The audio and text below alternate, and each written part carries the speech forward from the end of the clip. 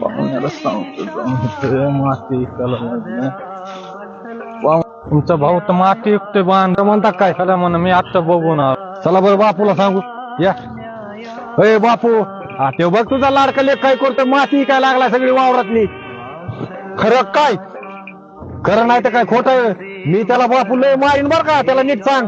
वाटण्या झाल्याशिवाय अजिबात राहणार त्यांनी काय करायचं नाही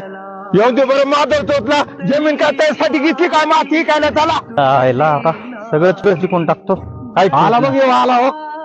तू माती कशामुळे काय लागला तुला काय करायचं रे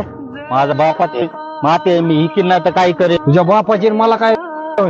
तू अजिबात वाटण्या झाल्याशिवाय त्या मातीला हात लावायचा नाही नाही तर मुंडकं तोडीन तुझं माधव चोत कशाला माती काय लागला तू बायकोचं ऐकून बांधणं घेतोय झालाय बायकोचा बैल तू काय झाला तू बी बायकोचा बैलच आहेस ना तुझ्यासारखं कुठं बायकोचं ऐकून मी रानातली माती विकतोय शेतीत काम करतोय मी लागलो माराय पण कशाला भांडणं करतात वाद नसतो भावा तू तर कळावेच पाहुण